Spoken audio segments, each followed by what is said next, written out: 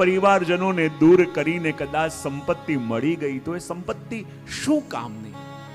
કારણ કે આ દુનિયાની અંદર માણસ દુખી હોય ને તો માણસ દુખી એકલો રહી શકશે, પણ જ્યારે સુખનો સમય આવે ને ત્યારે એને કોઈ પોતાના જોઈએ કે જે સુખને ભોગવી શકે.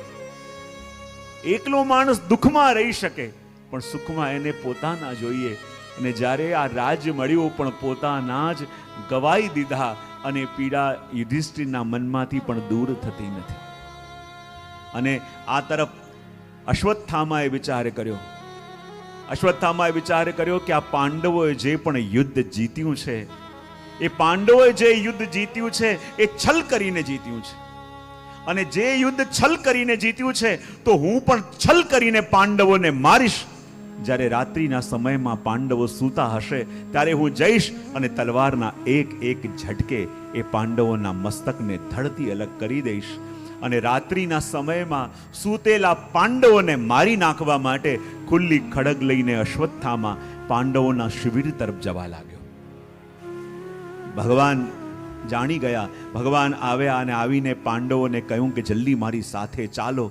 અને જ્યારે ભગવાને સાથે ચાલવાનું કહ્યું, પાંડવોએ ન કોઈ પ્રશ્ન પૂછ્યો, ન કોઈ વિચાર મૂક્યો. ભગવાને જે કહ્યું એનું પાલન કરીને જોડે ચાલવા લાગ્યા. પણ જે પાંડવોના 5 બાળક સૂતા હતા, ભગવાને એમને પણ જગાવવાનો પ્રયત્ન કર્યો, પણ એ 5 કહેવા લાગ્યા, પ્રભુ અમને બહુ નિંદર આવે છે, અમે નહીં ઉઠી શકીએ. અને આપણા આચાર્યો કહે કે જ્યારે ભગવાન જગાવવા માટે આવે અને જે ભગવાનના જગાવાથી પણ ન જાગે એને કાળ સિવાય પછી કોણ જગાવે? અને જ્યાં એ 5 બાળકો સૂતા રહ્યા અને રાત્રિના સમયમાં અશ્વત્થામા જ્યારે પાંડવોના શિબિરમાં પ્રવેશ કરે છે અને 5 બાળકો સૂતા હતા અને અંધારામાં એમ લાગ્યું કે આ પાંડવો સૂઈ રહ્યા છે. અને એક એક તલવારના ઝટકાથી એણે 5 બાળકોના મસ્તક ધડથી અલગ કરી દીધા. અને આખા ઓરડાની અંદર માનો રક્તની નદીઓ વહેવા લાગી અને કોથળાની અંદર 5 બાળકોના મસ્તકને ભર્યા. અને લોહીથી ખદબદતો એ કોથળો પોતાના ખભે મૂકીને ચાલતો ચાલતો આવ્યો દુર્યોધન પાસે. અને દુર્યોધનને આવીને કહેવા લાગ્યો, જો દુર્યોધન, હું એવું કામ કરીને આવ્યો છું કે તું સાંભળશે તો તું પણ પ્રસન્ન થઈ જઈશ. દુર્યોધને કહ્યું, શું કરીને આવ્યો છે? અને ત્યારે અશ્વત્થામાએ કહ્યું કે હું 5 પાંડવોના મસ્તક ધડથી કાપીને લાવ્યો છું. આ સાંભળતાની સાથે દુર્યોધનની આંખોમાં ચમક આવી ગઈ અને કહે, 5 પાંડવોના મસ્તક કાપીને લઈ આવ્યો?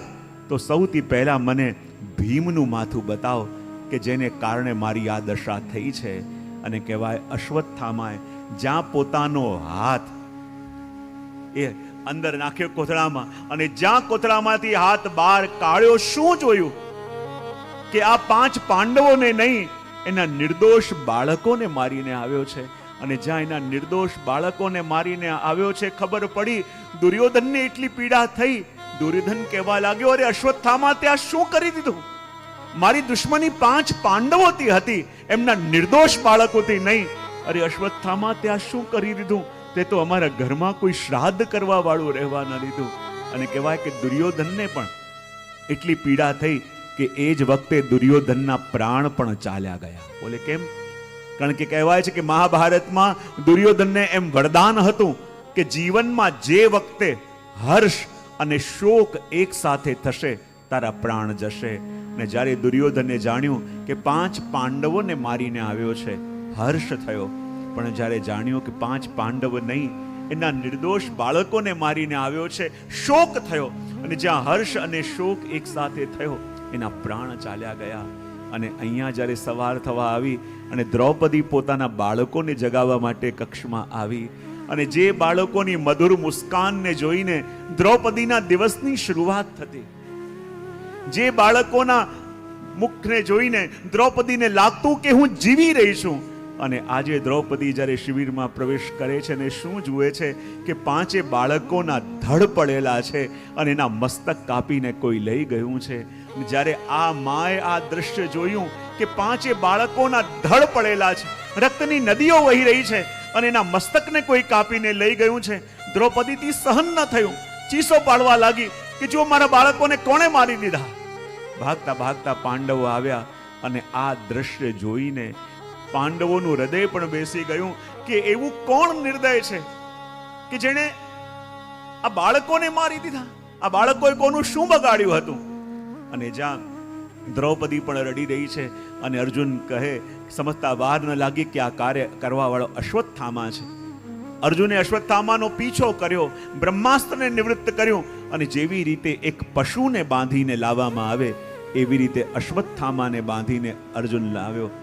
દ્રૌપદી બેઠી બેઠી રડી રહી છે. શ્રી મહાપ્રભુજી સુબોધનીજીમાં આજ્ઞા કરે છે કે દ્રૌપદી તો ભક્ત છે, એ તો વૈષ્ણવ છે, અને એવી ભક્ત છે કે એને લૌકિકની કોઈ આસક્તિ નથી, તો પણ આજે એ રડી કેમ રહી છે?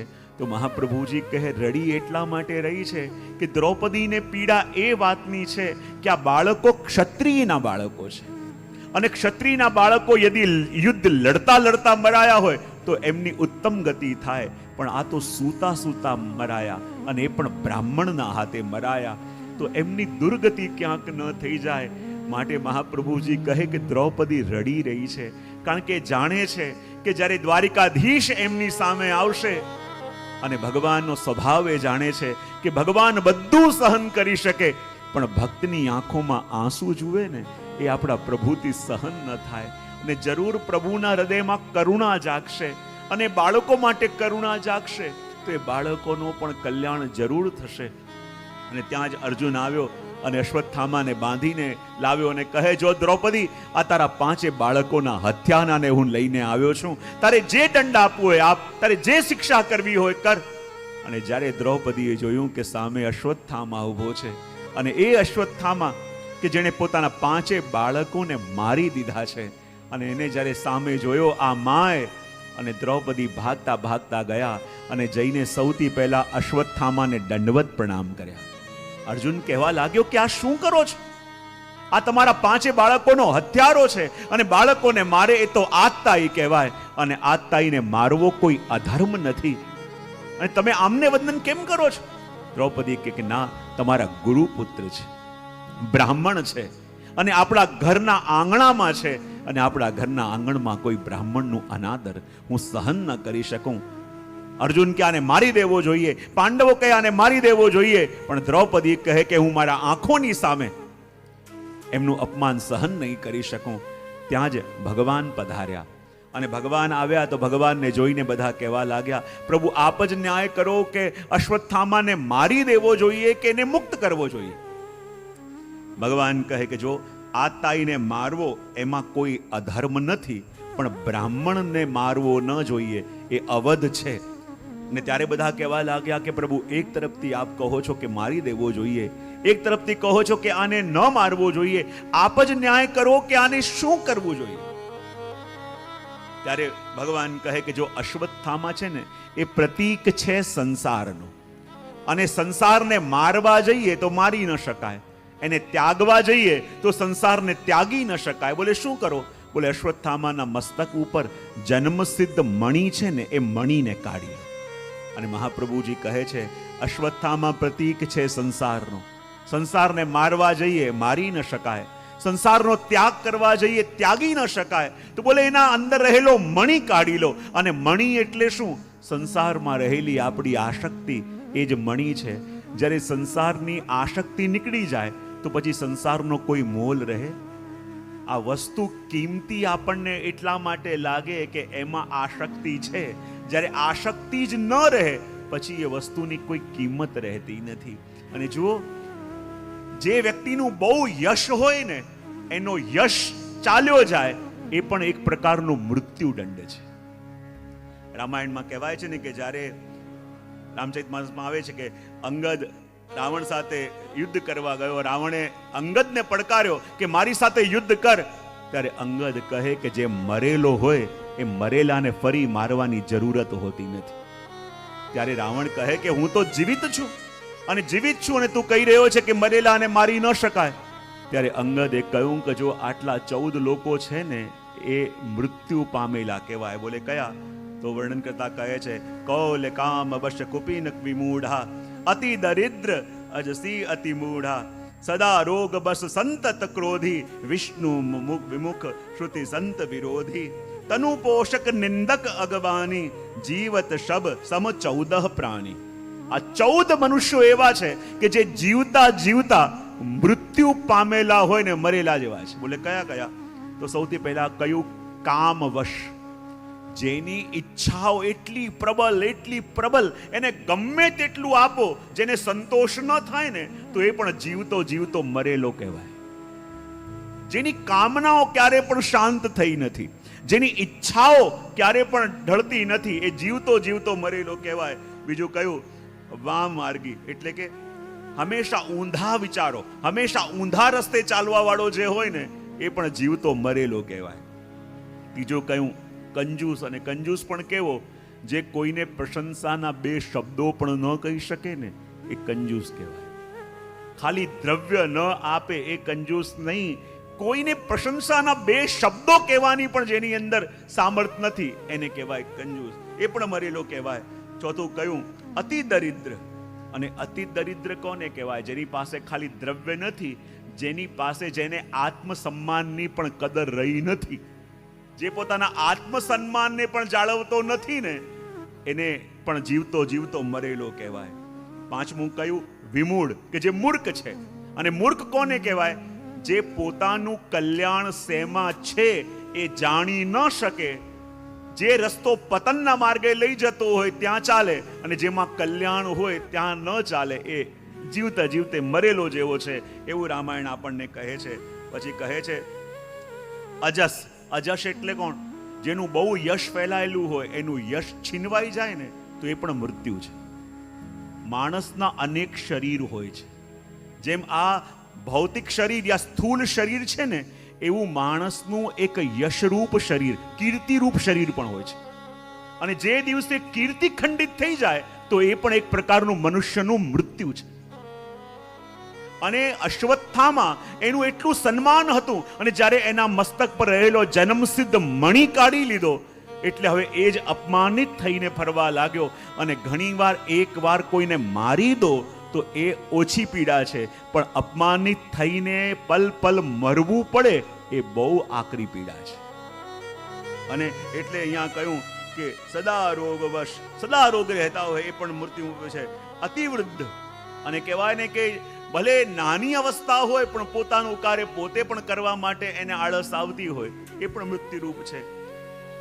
સતત ક્રોધી, જે સતત ક્રોધમાં જ રહેતો હોય ને ત્યારે માનવાનું એ પણ મૃત્યુરૂપ છે. પછી કયું? અગખાની, યાની પાપ કર્મોની કમાઈથી જે પોતાનું પેટ ભરતો હોય એને પણ કહેવાય કે આ પણ મૃત્યુ પામેલો છે. ભલે ચાલતો ફરતો દેખાય, જીવતો દેખાય, પણ મૃત્યુ પામેલો છે. તનુ પોષક, ખાલી શરીરને સાચવવું, ખાલી શરીરને સુખ આપવા, એ જેનું જીવનનું લક્ષ્ય હોય એને પણ મૃત્યુ પામેલો કહેવાય. પછી કહેવાય કે પ્રભુની, ધર્મની, ગુરુની નિંદા કરવા વાળો હોય એ પણ મૃત્યુ પામેલો છે એમ કહેવાય. પરમાત્માથી વિમુખ કોઈ જીવ હોય ને એ પણ ચાલતો ફરતો દેખાતો હોય તો પણ મરેલો કહેવાય. અને કહ્યું શ્રુતિ સંત વિરોધી, વેદ અને સંતોની નિંદા કરવા વાળો એ પણ મૃત્યુ પામેલો છે. અને આવી રીતે જ્યારે અશ્વત્થામાનો જન્મસિદ્ધ મણિ કાઢી લીધો અને જેને સતત સન્માન મળતું હતું, હવે અપમાનિત થઈને પલ પલ મરવું પડ્યું.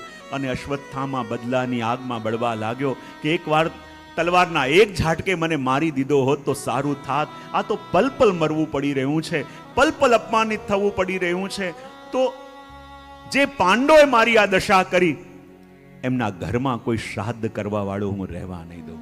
અને જાણતો હતો કે ઉત્તરાના ગર્ભની અંદર પાંડવોનો વંશ પડી રહ્યો છે, અને ઉત્તરાના ગર્ભની અંદર પડી રહેલા એ પાંડવોના વંશને મારવા માટે અશ્વત્થામાએ ઉત્તરાની ઉપર બ્રહ્માસ્ત્ર છોડ્યું.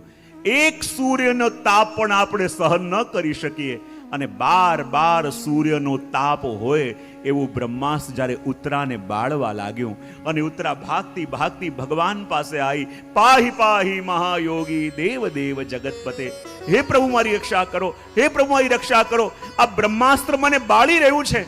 હે પ્રભુ, આ બ્રહ્માસ્ત્ર ભલે મારા શરીરને બાળીને રાખ કરી દે, પણ મારા કોખમાં જે પલી રહ્યું છે, હે પ્રભુ એ બાળકની રક્ષા કરો. હે પ્રભુ મારા ગર્ભની રક્ષા કરો, એટલા માટે નહીં કે એ મારો પુત્ર છે, એટલા માટે કે એ આપના ભક્તોનો વંશ છે, એ આપના સેવકોનો વંશ છે, અને આપના ભક્તોના વંશની રક્ષા કરવી પ્રભુ એ આપનો ધર્મ છે. ત્યારે પ્રભુએ કહ્યું, જો ઉતરા, તું મારી પાસે આવે છે, અહીંયા તારા ઘરના મોટા મોટા વડીલો ઊભા છે, જે એવા પરાક્રમી છે કે જેના પરાક્રમથી આખું વિશ્વ વિચલિત થઈ જાય, એમની પાસે જા. અહીંયા ભીમ પણ છે, યુધિષ્ઠિર પણ છે, અર્જુન પણ છે. અને ત્યારે ઉતરા કહેવા લાગી, પ્રભુ આ જગતના જીવો શું રક્ષા કરશે, જે પોતે જ એકબીજાની મૃત્યુના કારણ બની રહ્યા છે. પ્રભુ હું તો આપની પાસે આવી છું, આપના શરણે આવી છું. બધા આધારોને છોડીને પ્રભુ એક માત્ર આપ મારા છો એ વિચાર કરીને પ્રભુ આપના શરણે આવી છું. અને જ્યારે ઉત્તરા પ્રભુના શરણે ગઈ ત્યારે ભગવાને ઉત્તરાના ગર્ભની અંદર પ્રવેશ કર્યો અને બ્રહ્માસ્ત્રના તેજને પોતાના તેજમાં શાંત કર્યું. અને જ્યારે ભગવાન ઉત્તરાના ગર્ભની અંદર પધાર્યા ત્યારે ઉત્તરાના ગર્ભમાં રહેલા પરીક્ષિતને ગર્ભની અંદર જ પ્રભુના દર્શન થઈ ગયા. અને જ્યારે ગર્ભની અંદર જ પ્રભુના દર્શન થયા માટે તો ભાગવતના ઉત્તમ શ્રોતા એ બન્યા. અને એ બ્રહ્માસ્ત્રના તેજને શાંત કરીને જ્યારે ભગવાન પધાર્યા અને ભગવાનના પ્રભાવને જોઈને બધા આનંદિત પણ થયા. પણ ત્યારે ભગવાને કહ્યું, આટલા દિવસ થઈ ગયા અને હું અહીંયા હસ્તિનાપુરમાં છું, મારા વિના મારા દ્વારિકાવાસીઓ બહુ વિચલિત થઈ રહ્યા છે, મને બહુ યાદ કરી રહ્યા છે, તો મારે હવે દ્વારિકા જવું છે.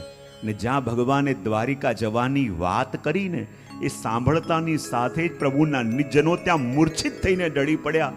પ્રભુથી એક ક્ષણ દૂર થવાની કલ્પના પણ માનો એ કરી શકતા નહોતા કે પ્રભુ વિના જીવન કેમ રહી શકે. પણ પ્રભુને તો જવું જ હતું. અને જ્યારે રથમાં સવાર થઈ ભગવાન દ્વારિકા તરફ જવા લાગ્યા અને જેમ જેમ ભગવાનનો રથ આગળ વધે ત્યાં ભગવાને જોયું કે માર્ગમાં કોઈ ઊભું છે. અને માર્ગમાં કોઈ એવી રીતે ઊભું છે કે જાણે ભગવાનના રથને રોકવા માટે ઊભું હોય. ભગવાન વિચાર કરે કે આખા જગતના જીવન રથને ચલાવવા વાળો હું, આખા જગતના જીવન રથને હું ચલાવું તો આજે એવું સામર્થ કોની અંદર આવી ગયું છે કે જે મારો રથ રોકીને ઊભું છે. એવું સામર્થ કોની અંદર છે જે મારો રથ રોકી દે. ભગવાન કે મારું રથ રોકવાનો સામર્થ મારા ભક્તો સિવાય બીજા કોઈમાં હોઈ ન શકે. અને જ્યાં સામે જોયું તો સામે આજે ઓર કોઈ નહીં, સ્વયં કુંતાજી ઊભા છે. અને કુંતાજી ઊભા છે અને જ્યારે ભગવાને જોયું, અરે બુઆ આપ અહીંયા કેમ ઊભા છો? અને જ્યાં ભગવાન કુંતાજી પાસે ગયા અને કુંતાજી પ્રભુને વંદન કરવા લાગ્યા. અને જ્યાં પ્રભુને વંદન કર્યા, પ્રભુ કહે, અરે ફોઈબા શું કરો છો? હું આપનો ભત્રીજો છું, આપ મારા બુઆ છો, મારે આપને વંદન કરવા જોઈએ, તો આપ મને વંદન કેમ કરો છો? ત્યારે કુંતાજીએ કહ્યું, પ્રભુ હમણાં સુધી હું પણ એમ જ માનતી હતી કે આપ મારા ભત્રીજા છો અને હું આપની ફોઈ છું, પણ આજે મને ખબર પડી કે પ્રભુ આપ કોણ છો. ભગવાને કહ્યું, કોણ છું? અને ત્યારે કુંતાજીએ પ્રભુની સ્તુતિ કરી અને સ્તુતિ કરીને કહેવા લાગ્યા, નમસ્તે પુરુષમ ત્વાદ્યમ ઈશ્વરમ પ્રકૃતે પરમ અલક્ષ્યમ સર્વભૂતાનાં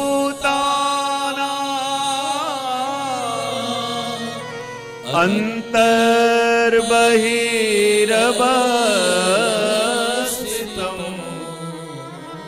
કુંતાજી પ્રભુને વંદન કરીને કહે કે હે પ્રભુ, હું આપને વંદન કરું છું. પ્રભુ કહે કે આપ તો મારા ફોઈ છો, મને વંદન કેમ કરો છો? ત્યારે કુંતાજી કહે કે પ્રભુ હું જાણી ગઈ છું કે આપ કોણ છો. પ્રભુ કે કોણ છું? તો કહે નમસ્તે પુરુષમ તવ આદ્યમ. આપ તો પ્રભુ આ જગતના મૂળ છો. અને પ્રભુ અમે જીવો આપને કેવી રીતે ઓળખી શકીએ? કારણ કે આપ તો એ વટવૃક્ષ છો અને વટવૃક્ષનું નાનકડું પાંદડું એટલે અમે જીવ. આપ તો એ સમુંદર છો અને સમુંદરની નાનકડી બૂંદ એટલે અમે જીવ. પ્રભુ આપ પ્રકૃતિથી પર છો અને અમે પ્રકૃતિને આધીન છીએ. તો પ્રકૃતિને આધીન આ જીવ પ્રભુ આપને કેવી રીતે જાણી શકે? જ્યારે જ્યારે પ્રભુ આપને જાણવાનો પ્રયત્ન કરીએ ને તો જાણી જાણીને એટલું જ જાણી શકાય કે આ જગતમાં પ્રભુ આપને કોઈ જાણી ન શકે. પ્રભુ આપને જાણવાનો પ્રયત્ન એવું જ લાગે જેમ પેલા મીઠાના ગાંગડાએ વિચાર કર્યો ને કે હું સમુદ્રમાં છલાંગ લગાવું અને જોઉં કે સમુદ્ર કેટલું ઊંડું છે. એમ વિચાર કરી પેલા મીઠાના ગાંગડાએ સમુદ્રમાં છલાંગ તો લગાવી દીધી, જોવા માંગે છે કે સમુદ્રની ગહેરાઈ કેટલી છે, પણ જ્યાં સમુદ્રની અંદર ગયો એનું અસ્તિત્વ ક્યાં ખોવાઈ ગયું ખબર પણ ન પડી. તો પ્રભુ જેટલું જેટલું આપને જાણવાનો પ્રયત્ન કરીએ, જાણી જાણીને એક જ વસ્તુ જાણી શકાય કે પ્રભુ આ જગતમાં આપને કોઈ જાણી શકતું નથી. અને ત્યારે કુંદાજી પ્રભુ સાથેના પોતાના સંબંધને યાદ અપાવે અને યાદ અપાવીને કહે, કૃષ્ણાય વાસુદેવાય દેવકી નંદનાય ચ નંદ ગોપ કુમારાય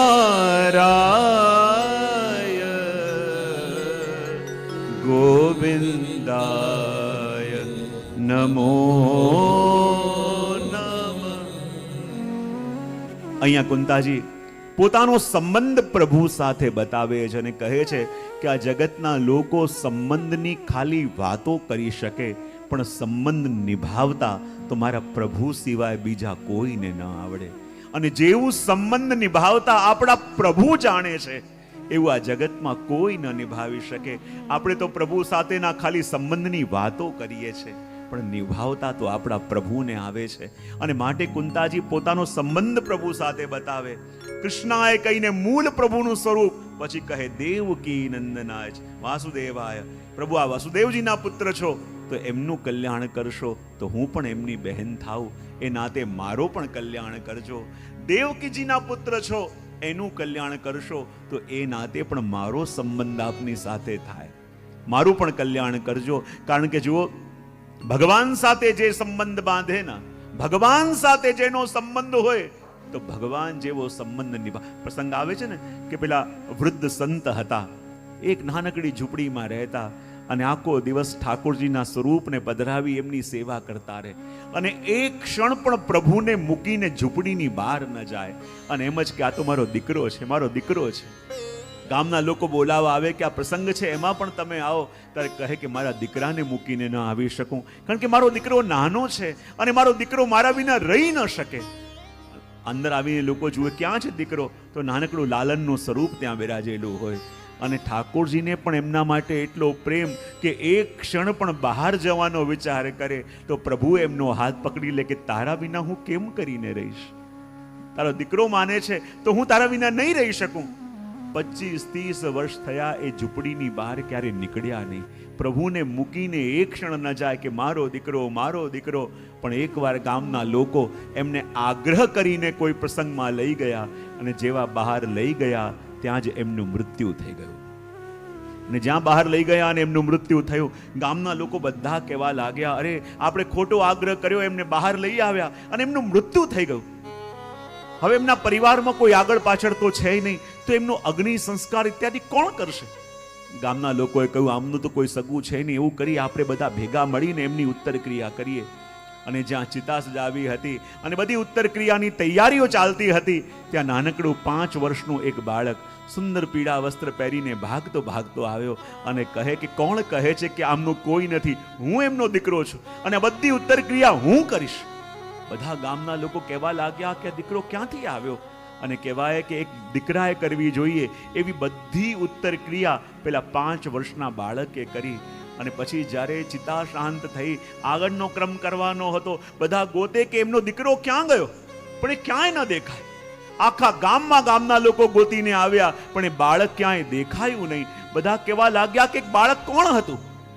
ત્યારે ગામના વડીલે કહ્યું કે જુઓ, જે કૃષ્ણને મારો દીકરો કરીને આખી જિંદગી એમની સેવા કરી, તો એમના ગયા પછી સ્વયં પ્રભુએ આવીને એમના પુત્ર હોવાનું કર્તવ્ય નિભાવી દીધું. આપણે તો ખાલી સંબંધની વાતો કરી શકીએ, પણ સંબંધ નિભાવતા તો આપણા પ્રભુ સિવાય કોઈ જાણી શકતું નથી. અને માટે સંબંધની વાત પણ કરી અને આગળ કહે છે કે પહેલા કુંતાજીને એમ લાગતું કે મારા ભત્રીજા છે, તો પ્રભુની આંખોમાં આંખો મિલાવીને વાત કરતા.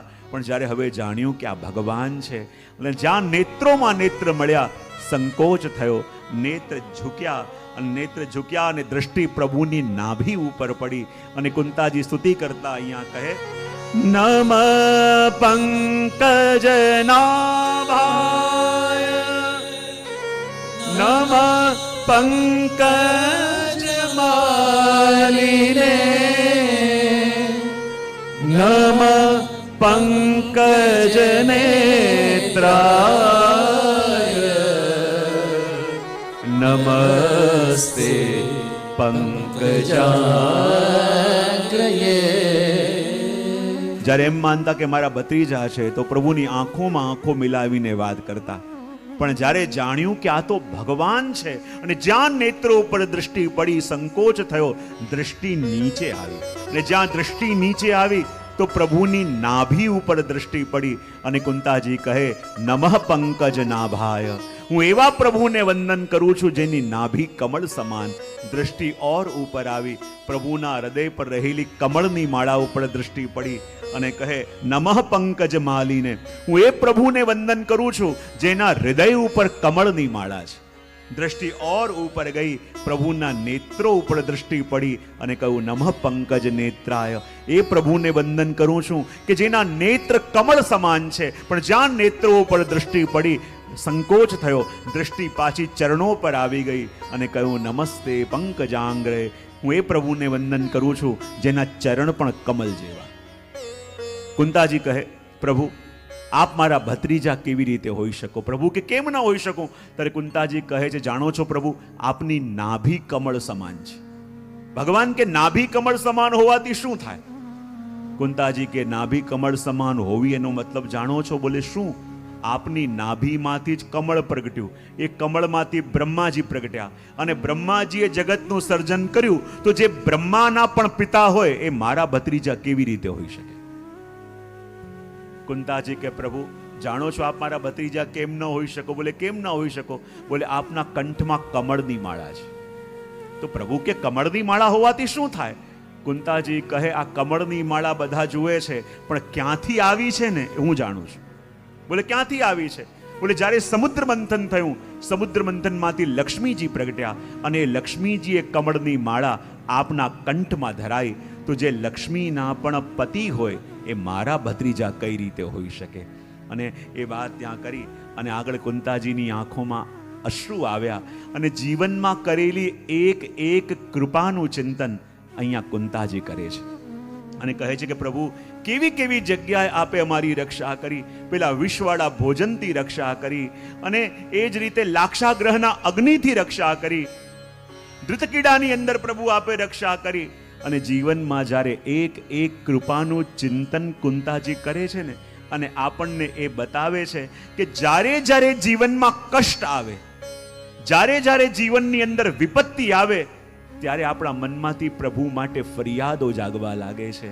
પણ અહીંયા કુંતાજી કહે કે જ્યારે જ્યારે કપરો સમય આવે, ત્યારે જીવનમાં પ્રભુએ કરેલી એક એક કૃપાનું ચિંતન કરવું જોઈએ.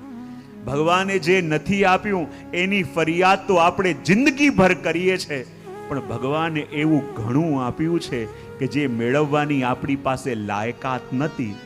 જો એનો ધન્યવાદ ન માની શકીએ, તો જે નથી આપ્યું એનો ફરિયાદ કરવાનો આપણો કોઈ અધિકાર નથી. અને વાસ્તવમાં જ્યારે જીવનમાં થયેલી પ્રભુની કૃપાને જોઈશું ને, જે નથી આપ્યું એના માટે તો જિંદગીભર રોતા રહીએ છીએ, જે નથી મળ્યું એના માટે જિંદગીભર ફરિયાદ કરતા રહીએ છીએ. પણ એવું પ્રભુએ આપણને કેટલું આપ્યું છે કે જે મેળવવાની કોઈ યોગ્યતા નહીં. હું જ્યારે આ પ્રસંગ કહેતો, મને એક પ્રસંગ જરૂર યાદ આવે. ચેન્નઈનો મને ઘણી વાર હું કહું કે ચેન્નઈમાં અમે હતા અને બેઠા હતા, ત્યાં એક ભાઈ મારી પાસે આવ્યા હતા અને કહેતા હતા જે જીવનમાં બહુ મુશ્કેલી છે, હવે હું કંટાળી ગયો છું, જીવનમાં કોઈ કામ થતું નથી, જીવનમાં નથી મારો વેપાર ચાલતો, નથી મારા પરિવારમાં શાંતિ છે, હવે હું જીવનથી કંટાળી ગયો છું. હું એને વારે વારે સમજાવતો હતો, પણ વાત એને ગળે નથી ઉતરતી. અને એ દિવસે અમારા પુષ્ટિ પરિવાર દ્વારા ત્યાં એક દિવ્યાંગ બાળકોની એક સ્કૂલ જેવું એમનું છે, ત્યાં અમારે ચેરિટી માટે જવાનું હતું. એટલે મેં એને કહું કે ભાઈ તું પણ સાથે આવ. અને અમે લોકો બધા જોડે ત્યાં ગયા. અને એ જે સંસ્થાન હતી, બધા નાના નાના બાળકો અને દિવ્યાંગ, કોઈના એક હાથ નહોતો, કોઈની આંખ નહોતી, અને એવા બધા બાળકો. અને એ બાળકો જ્યારે એમની લાઈફ સ્ટોરી શેર કરતા હતા, એ સાંભળીને તો હૃદય કંપી જાય. અને એ લોકો અમે બધા બેઠા હતા, પેલા ભાઈ પણ બેઠા હતા. થોડી વાર થઈને એ લોકોના પ્રાર્થનાનો સમય થયો. અને જે પ્રાર્થના કરતી હતી ને, એક નાનકડી છોકરી 5 વર્ષની, અને એના બંને હાથ કપાઈ ગયા હતા. અને બંને પગથી મંજીરા લઈને મંજીરા વગાડતી હતી અને ગાતી હતી. ને જ્યારે બંને પગથી મંજીરા વગાડીને એ ગાતી હતી, અને એટલો ભાવ, ગાતા જાય, આંખમાં આંસુ નીકળે એને. અને આ નાનકડી દીકરીને આવી રીતે ગાતા જોઈ, મેં એના જે વોર્ડન હતા એને પૂછ્યું કે આ દીકરીને આ 2 હાથને શું થયું? ત્યારે એને કહ્યું કે જે કઈ રીતે આપને કહું કે જ્યારે આનો જન્મ થયો તો એના પિતા ગરીબ હતા, અને એના પિતાને એ ન ગમ્યું કે ઘરમાં આ દીકરી થઈ છે અને જીવતી ન રહે, એટલા માટે ચાલતી ટ્રેનમાંથી એના પિતાએ જ એને ધક્કો મારી દીધો. અને જ્યારે ચાલતી ટ્રેનમાંથી ધક્કો માર્યો, નીચે પડી, અને સામેથી બીજી એક ટ્રેન ગઈ, અને ટ્રેનમાં એના બંને હાથ કપાઈ ગયા. અને જ્યારે એની એ જીવનની વાત મેં સાંભળી, મારા હૃદયને શાંતિ ન મળવા લાગી. અને એ દીકરી એટલી શાંત અને એટલી શાંત ચિત્તે એ જ્યારે પ્રભુના કીર્તન કરતી હતી, અને જ્યારે કીર્તન પૂરા થયા, હું મારી જાતને રોકી ન શક્યો એની પાસે જવા માટે. મેં એની પાસે જઈને કહ્યું કે તને જીવનમાં કોઈ વસ્તુની કમી નથી લાગતી? પ્રભુ તારા જીવનમાં આવી ઘટના ઘટી, તો જ્યારે તું પ્રભુને વિનંતી કરતી હોય છે, પ્રભુની પ્રાર્થના કરતી હોય છે, ત્યારે તારા મનમાં ક્યારેક ફરિયાદ જાગે છે? જ્યારે પ્રાર્થના કરતી હોય ત્યારે તારા મનમાં શું વિચાર આવે છે? ત્યારે દીકરી એટલું જ બોલી, જ્યારે પ્રાર્થના પ્રભુને હું કરતી હોઉં છું, તો પ્રાર્થના કરીને હું ધન્યવાદ પ્રભુને આપું છું, અને ધન્યવાદ કરતા કહું છું, ભલે પ્રભુ મારા 2 હાથ ગયા, પણ આપની કેટલી મોટી કૃપા કે આપના ગુણગાન કરવા માટે આપે મારા 2 પગ તો રહેવા દીધા. ત્યારે લાગ્યું કે આની ઉપર આટલું આટલું વીતે છે, તો પણ એ પ્રભુનો ધન્યવાદ માને છે. અને જીવનમાં નાની નાની સમસ્યાઓ આપણી પાસે આવે, અને આપણે એવા વિચલિત થઈ જઈએ છીએ. ને જ્યારે જ્યારે એ દીકરીની વાત સાંભળ્યા પછી 3 દિવસ સુધી મને નિંદર નથી આવી. એનો ચહેરો મને દેખાય, એની દ્રઢતા, એની આંખોમાં ચમક, અને જ્યારે એ ગાતી હતી એમાં ક્યાંય કોઈ ફરિયાદ નહીં. એના એક એક શબ્દમાં, એના એક એક આચરણમાં પ્રભુ પ્રત્યેનો ધન્યવાદ હતો. અને લાગે કે જો પ્રભુએ આ તો રહેવા દીધું, અને આપણે નાની નાની ચિંતાઓ, નાના નાના ઉદ્વેગોની અંદર એવા થઈ જઈએ કે જાણે જીવનમાં કંઈ રહ્યું નથી. અને જે ભાઈને હું જોડે લઈને ગયો હતો, પાછા આવ્યા, એ ધ્રુસકે ને ધ્રુસકે રડ્યા છે કે એ જે દીકરીને જોઈને આવ્યો, એની આગળ તો મારી ચિંતાઓ કોઈ ચિંતા જ નથી, મારી સમસ્યાઓ તો કોઈ સમસ્યા નથી. અને આટલું આટલું સહન કરીને પણ જો એ દીકરી પ્રભુને ધન્યવાદ માનતી હોય, પ્રભુની કૃપાનો અનુભવ કરતી હોય, તો પછી એનાથી વધીને બીજી કૃપા શું હોઈ શકે? અને એટલા માટે અહીંયા કુંતાજી કહે છે કે જીવનમાં જ્યારે જ્યારે પણ સમસ્યાઓ આવે, જીવનમાં જ્યારે જ્યારે પણ કષ્ટ આવે, ત્યારે જીવનમાં પ્રભુએ કરેલી કૃપાઓને યાદ કરો કે કેવા કેવા કષ્ટો આપણા જીવનમાં, કેવા કેવા ચેલેન્જીસ આવ્યા હતા. લાગતું હતું કેમ નીકળાશે આમાંથી, કેમ નીકળાશે? પણ પ્રભુએ એવી રીતે આપણને કાઢી દીધા કે આપણને ખબર ન પડી. ને જ્યારે આ પ્રસંગ કહેતો, પેલો પ્રસંગ બી મને યાદ આવે, ઘણી વાર કહું, પેલા ટેનિસ પ્લેયરનો, કે જે બહુ મોટો ટેનિસ પ્લેયર થયો અને એટલો પ્રસિદ્ધ થયો, કેટલા વિમલ્ડન એને જીત્યા હતા. અને એકવાર જ્યારે એ ટેનિસ રમતો હતો અને રમતા રમતા બેભાન થઈને પડી ગયો. અને જ્યારે બેભાન થઈને પડી ગયો, એને ઇમરજન્સી હોસ્પિટલમાં એડમિટ કરવામાં આવ્યો. અને જ્યારે એના બધા રિપોર્ટ કર્યા, ત્યારે ખબર પડી કે એને લાસ્ટ સ્ટેજમાં બ્લડ કેન્સર છે. અને એ જે દેશનો હતો, એ દેશમાં બધા એના ફેન અને બધાનો આઇકોન હતો. અને જ્યારે બધાને ખબર પડી કે આને લાસ્ટ સ્ટેજ પર બ્લડ કેન્સર છે, હવે આની પાસે સમય નથી, આખા દેશના લોકો ઉદાસ થઈ ગયા, આખા દેશના લોકો રડવા લાગ્યા કે ભગવાને આ રોગ આને જ કેમ આપ્યો? એવા દુનિયામાં ઘણા લોકો છે કે જેના હોવા ન હોવાથી ફરક ન પડે, પણ જે અમારા દેશનો આઇકોન છે, જેને જોઈ જોઈને અમે લોકો મોટા થયા, જેને કારણે અમારા દેશને લોકો જાણતા થયા, તો ભગવાને આ રોગ આને જ કેમ આપ્યો? બધાના મનમાં આ જ ફરિયાદ હતી. અને એકવાર એનો લાઈવ ઇન્ટરવ્યૂ આવતો હતો ટીવીમાં, અને જ્યારે એનો લાઈવ ઇન્ટરવ્યૂ હતો તો પોતાના આઇકોનને, પોતાના એક આદર્શને જોવા માટે આજે આખો દેશ ટીવીની સામે ગોઠવાયો હતો. અને જે એનું ઇન્ટરવ્યૂ લેતા હતા એ પણ એના બહુ મોટા ફેન હતા. અને જ્યારે એ બોલવા જાય પણ એ બોલી શકતો નહોતો, પ્રશ્ન પૂછી શકતો નહોતો. એણે એટલું જ કહ્યું કે દુનિયામાં એવા ઘણા લોકો છે કે જેના હોવા ન હોવાથી ફરક ન પડે, તો ભગવાને આ રોગ તમને જ કેમ આપ્યો, તમારી સાથે જ આવું કેમ થયું? અને આટલું કરીને એ ધ્રુસકે ને ધ્રુસકે રડી પડ્યો. પણ પેલો પ્લેયર બહુ સ્વસ્થ હતો. એણે એક જ વસ્તુ કહી કે જો આ દુનિયામાં એવા લાખો લોકો છે કે જે ટેનિસ જુએ છે, એમાંથી કેટલાક હજાર લોકો એવા છે કે જે ટેનિસ રમતા પણ જાણે છે, એમાંથી કેટલાક 100 લોકો એવા જે પ્રોફેશનલી રમી શકે છે, અને એમાંથી ગણ્યા ગાંઠા એવા કે જેને વિમ્બલ્ડન જેવી ટ્રોફી માટે રમવાનો મોકો મળે, એમાંથી 4 એવા જે સેમીફાઇનલમાં આવે અને 2 એવા કે જે ફાઇનલમાં આવે. અને આખી દુનિયામાંથી કોઈ એક વ્યક્તિ કે જેના હાથમાં એ ટ્રોફી આવે, તો જે દિવસે એ ટ્રોફી લઈને હું ઊભો હતો તો મેં પ્રભુને પૂછ્યું નહોતું કે હું જ શા માટે, તો પછી આજે મને તકલીફ મળી તો મારો પ્રભુને પૂછવાનો શું અધિકાર છે કે બાય ઓનલી મી? જ્યારે પ્રભુએ મને એ આપ્યું હતું કે જે કોઈને નહોતું મળ્યું, જ્યારે ત્યારે મેં પ્રભુને ન પૂછ્યું કે વાય ઓનલી મી, તો આજે જ્યારે મને પીડા મળી છે તો મારો પૂછવાનો અધિકાર શું છે? અને જીવનમાં જ્યારે આ પ્રભુની કૃપાનો અનુભવ થાય ત્યારે સાચા અર્થમાં આપણે જાણી શકીએ. અને એટલા માટે તો કુંતાજી કહે કે પ્રભુ કેવી કૃપા આપની. આપનો સ્વભાવ છે કે ભક્તોના બધા કાર્યને પ્રભુ આપ સાધો છો, પણ આપ પાછળ રહીને પોતાના ભક્તોને આગળ કરો છો. અને કુંતાજી એ જ પ્રભુની કૃપાનો અનુભવ કરતા કહે, મેરા આપકી કૃપા સે સબ કામ હો રહા હૈ, મેરા આપકી. સભી ગાઈએ, આપણા જીવનની ગાથા છે. सब काम हो रहा करते हो तुम कन्हैया,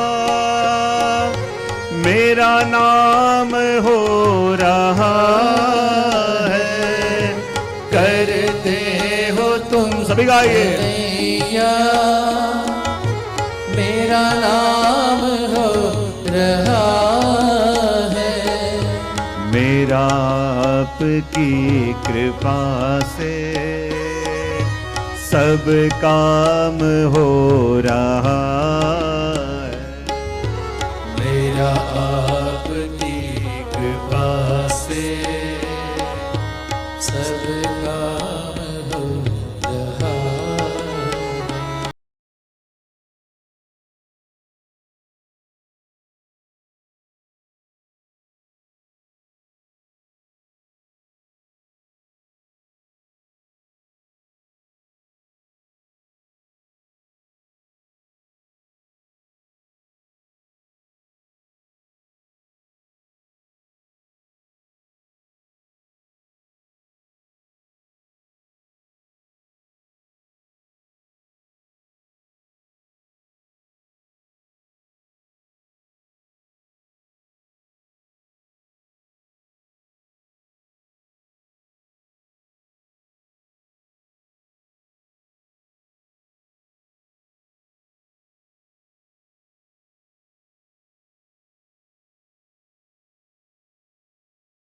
सब काम हो रहा है. करता नहीं मैं कुछ भी, सब काम हो रहा. क्योंकि करते हो तुम कन्हैया, मेरा नाम हो रहा है. करते हो तुम कन्हैया, मेरा नाम हो रहा है. मेरा आपकी कृपा से सब काम हो रहा है. मेरा आपकी कृपा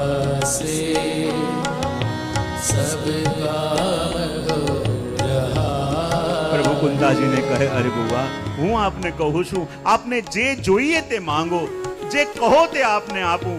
કુંતાજી કહે, પ્રભુ આપ મારી સામે ઊભા છો, આપ મારી પાસે ઊભા છો, તો આપને છોડીને હું શું માંગુ? અને ભક્તોએ પણ કહ્યું છે ને कि किसी के पास कुछ नहीं तो हस्ती है ये दुनिया, किसी के पास कुछ नहीं तो हस्ती है ये दुनिया, किसी के पास सब कुछ हो तो जलती है ये दुनिया, किसी के पास कुछ नहीं तो हस्ती है ये दुनिया, किसी के पास सब कुछ हो तो जलती है ये दुनिया, पर हमको तो वो मिला है जिसके लिए तरसती है ये दुनिया. એવા પ્રભુ અમારી સામે ઊભા હોય તો એવા પ્રભુને મેળવીને બીજું શું જોઈએ? અને એટલે કુંતાજી કહે, तुम साथ हो जो मेरे, किस चीज की कमी है, तुम साथ हो जो मेरे, किस चीज की कमी है, किसी और चीज की अब दरकार ही नहीं है, किसी और चीज की अब दरकार ही नहीं है, तेरे साथ से गुलाम अब